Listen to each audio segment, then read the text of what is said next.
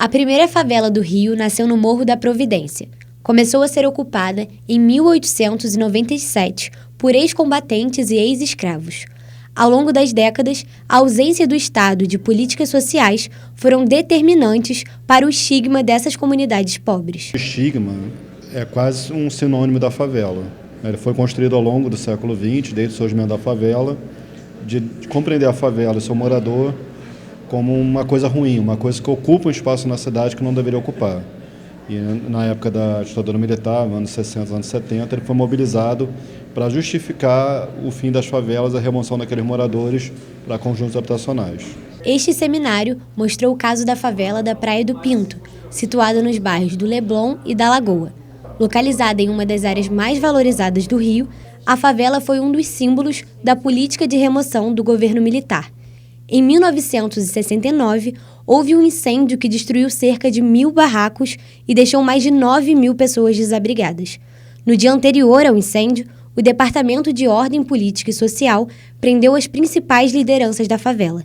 Esse professor conta que os antigos moradores acreditam que o fogo foi proposital e seria articulado pelas próprias autoridades da época. Em momentos de remoções, o incêndio ele facilitava, né? Então, existe uma série na memória dos moradores, quando a gente entrevista, muitos deles dizem que esses incêndios aconteceram de forma criminosa, porque facilitaria de alguma forma, porque a partir do momento quando você tem um incêndio, você cria uma tábua rasa, né? Você destrói completamente esses espaços. E é interessante que o Observatório de Remoções eles fizeram um paralelo entre o aumento do valor imobiliário dos bairros de São Paulo e o número de incêndios em favelas nesses mesmos bairros. E paradoxalmente, mas curiosamente, essas duas linhas elas caminham de maneira paralela, ou seja, onde há valorização imobiliária, curiosamente, há mais incêndios de favela. O país vivia sob censura e, em dezembro de 68, o governo decretou o AI-5, que intensificou a repressão e suspendeu as garantias individuais. Na época, a mídia não noticiou o número de mortos nem de feridos no incêndio. Na verdade, tem dois fatores aí. Um que a mídia estava sob censura, já, e outro que assim, grande parte dos jornalistas, de fato, compartilhavam daquelas ideias, de que a favela era uma coisa ruim. Então, na verdade, a imprensa contribuiu bastante para que o programa de remoção desse certo, ou acontecesse, né?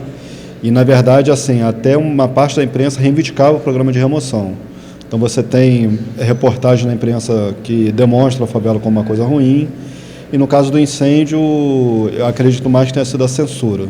Este professor ressaltou ainda que manter a precariedade de acesso a serviços básicos, de certa forma, garantia o poder do Estado. Por parte do Estado, o que acontecia era que eles toleravam, por exemplo, acesso a certos recursos, como água, acesso à luz, mas o Estado nunca reconhecia de fato esses espaços como parte integrante da cidade. Então, de alguma forma, o que a gente vai entender como precariedade de favelas, esse aspecto precário provisório, ele não é algo dado por si só, naturalizável, né? Na verdade, também uma produção social e que, de alguma forma, o Estado ele foi um dos atores centrais na produção dessa precariedade. Então, de alguma forma, manter a precariedade desses espaços era um dos elementos de controle por parte do Estado dessa população.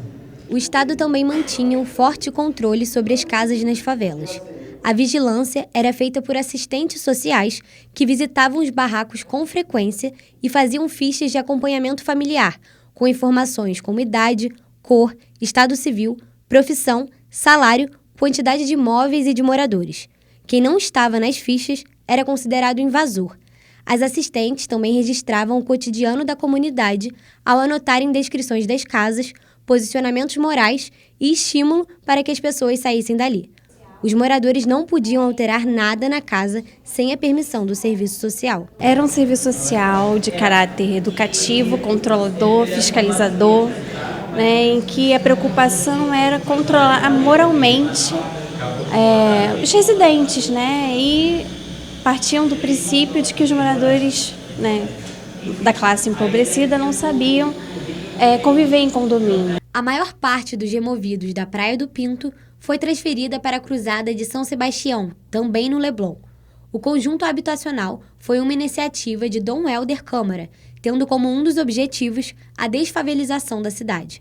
Na cruzada, as assistentes sociais tinham um forte discurso higienista. O que a gente vai ver pouco a pouco a partir da Cruzada São Sebastião é uma certa tecnicidade maior de alguns elementos do próprio serviço social, que vai se transformar talvez não tanto nessa perspectiva paternalista de controle mais literal, mas talvez numa certa ideia de progresso, de desenvolvimento, de melhoria desses espaços. Mas, de qualquer forma, sempre numa perspectiva, por outro viés, mas também paternalista. Então, como uma perspectiva que os moradores eles não conseguiriam sair por si só. Era preciso, de alguma forma, que alguém, o Estado, ou alguma instituição como a Cruzada São Sebastião, pudesse ajudá-los a que eles se ajudassem a ele próprio, né?